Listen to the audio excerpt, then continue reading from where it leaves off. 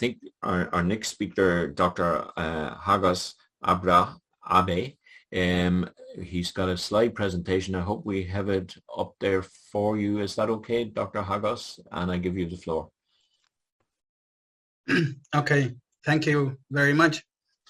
First, I really would like to thank you, the European External Program for Africa, to host this program, and Mr. Chairman and all organizers. I really thank you to be the voice, a voice for the Tigrayan society and Tigrayan heritage.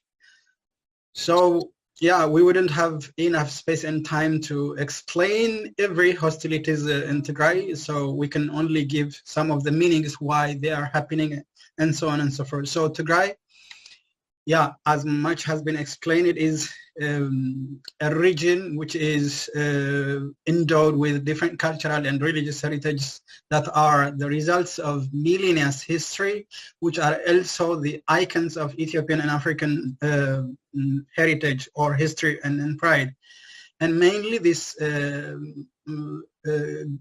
like Ge'ez and Ge'ez inscription and manuscripts are like tablets of knowledge, and they are also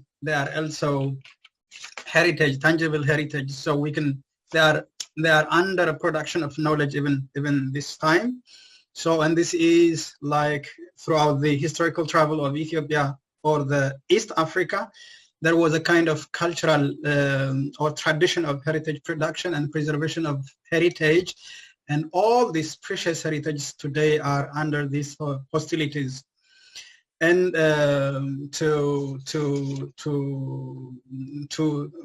explain how this Tigrayan heritage and holy places, historical places, are icons for Africa, we can begin about the Ge'ez language, which is the only African writing system and which disproves Africa as a continent of non-ethnographical continent.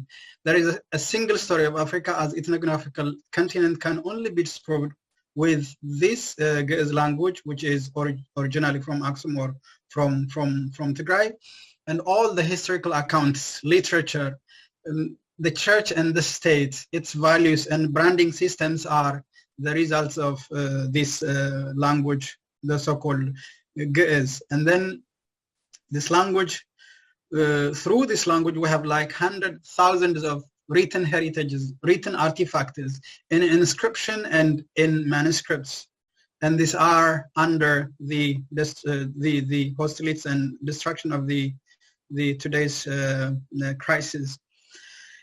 And the African icon, when I say like next to Ge'ez, we have also Adwa. Many of us know about the Battle of Adwa, which is a wonderful historical account, which is a pride for Africans and Ethiopians, and which is the birthplace and the birth discourse of African independence and Pan-African movement, and for the birth or for the craft of the African Union. That's why we have this African Union in Addis Ababa. But today, this Adwa, which is in central Tigray, is under the bombardment of the Eritrean and Ethiopian soldiers, and AU, as to me, is doing almost nothing. And secondly, about the introduction of Islamic religion and Christianity into Africa as a continent, Tigray is a wonderful region for this.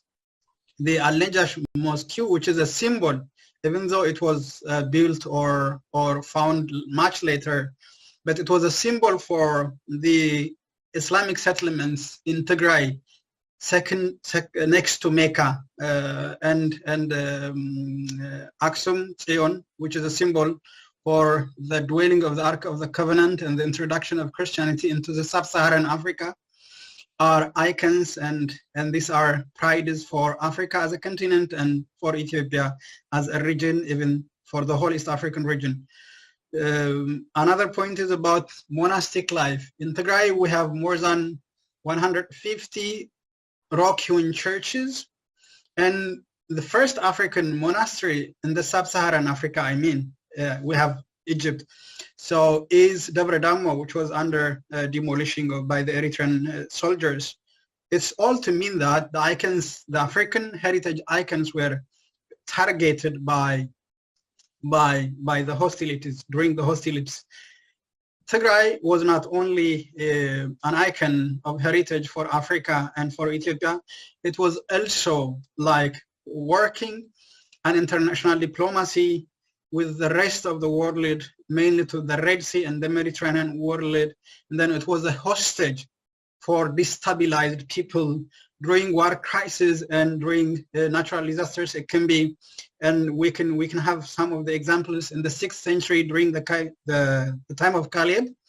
He sent some of the military supports to Najran to support them, and then we can explain about the 9th saints, who are the Byzantine Roman monks who were persecuted at the Council of Chalcedon in 451, and then they asked a hostage in Tigray. And the same is true for Islamic religion. The Muhammad family fled from the Quraysh in the 613 or 14. So Tigray had been a hostage for the destabilized people, be it Christian or Islam. So, and this hostage, the sense of supporting, the sense of international or the sense of global voice for others in Tigray has been consistent until today. In 2021, I mean the eve of the beginning of the war or the invasion of Tigray, when we have had the refugees or destabilized Eritrean refugees in Tigray. So it is one of the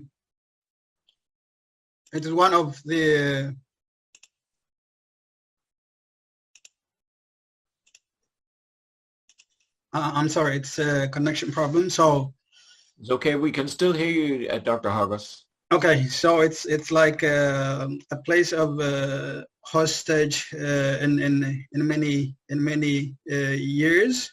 So it's like a pride for Africa or for the globe in internationalizing problems, internationalizing and understanding of, or searching and collaborating solutions to the rest of the world even.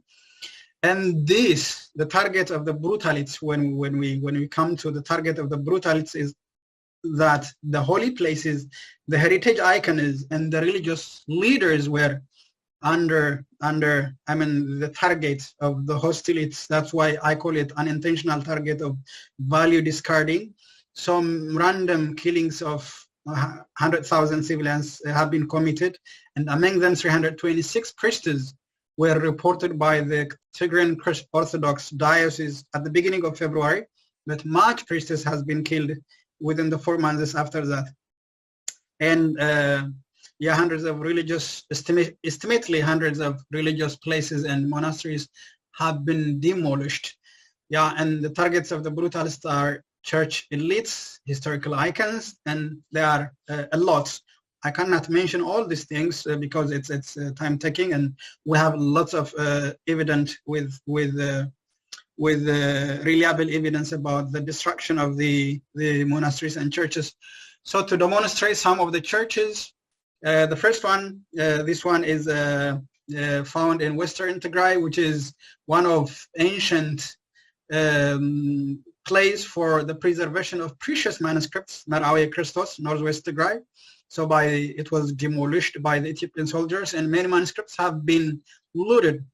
And the next one is a monastery of Abuna Abraham, which is in Eastern Tigray, which was bombed. Of course, relatively, the damage was not worse like other places. This is one of the most known rock-hewn churches and tourist destination, including George W. Bush has visited this place, but it was under the hostile actions by the Eritrean and Ethiopian soldiers. Next, this is Waldba. One thing that I would like to explain here is during the Derg time, even before, during the Haile Selassie, much earlier than the 21st century, holy places were a kind of untouchable sanctuaries during the crises and during the natural disasters. And then people had been hiding themselves. Even members of Derg regime have been hiding themselves in this monastery because monastery was like a holy, untouchable, and so on and so forth in the last historical things. But today, many monks in the monastery of Waldubba has been casted out. Simply they are Tigrayans. Just monks do not have ethnicity. They don't belong to, they don't say they belong to any ethnic group, but they have been singled out. They have been singled out from this, and I'm sorry, I'm rushing because yeah, Dr. Hagos, we're going to have to move on a little bit here, just time-wise. Yeah. So the motive of the destruction is, yeah, I would say it's value discarding. It's like there is, you know, this is also like in the Medhani Alim Gu'tolo. It's in Eastern Tigray, and many manuscripts and ecclesiastical materials have been demolished, and 61 civilians were killed, 5 priests were persecuted, and to wonder, one old man was said to have been tied for 3 days in front of his 3 killed children, which is shocking and traumatizing. And yeah, so we have different. Yeah, Dr. Hagos, could we move to the end slide, slide 37? Could we? Okay. Yeah. Okay, please. So I would say the motive of the brutalities. Yeah, in Ethiopia there had been a kind of competition of value ownership of the states and the church that lasted at least a few hundred years, the beginning of the Solomonic dynasty, I would say. And it has been bold in the last 200 years. Then all the Tigrayan value-laden heritage icons that has branded Ethiopia and that has instrumentalized a kind of a new version of Ethiopian narrative has been in contestation. And the contestation was like, I would say, between 2 competitors.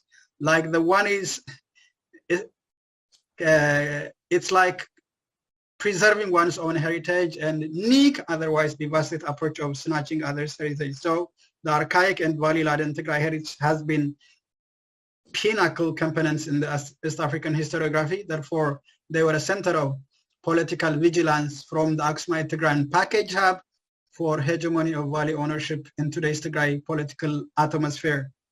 And that's why they are intentionally targeted and demolished. So by conclusion, people with, I would read, people without their heritage can exist, but they can't live. Tigrayans are now in an extreme demand to exist and to live, because without heritage, without anthropology, life is meaningless. You can only exist. Irrespective of the world heritage is incomplete without Tigray, which is because the world heritage, the Tigrayan heritage is part of the world heritage, and even the Tigray heritages are icons for African pride. Nonetheless, the role of the Tigrayan heritage for branding Ethiopia and Eritrea has been remarkable. Tigray is suffering by the brutalities. Ethiopia and Eritrea are devastating Tigray. Africa has failed Tigray. World voice is not enough for the cessation of the hostilities in Tigray. But Tigray should not be compromised in any case, I would say. Thank you very much. Dr. Hagos, thank you so much, and apologies for pushing you along through the slides. But can I say to all the audience that are watching, because there's so much detail in it and it's so interesting, it will be available. We can make that presentation available to anybody that is interested in that. We will certainly do so. Thank you so much.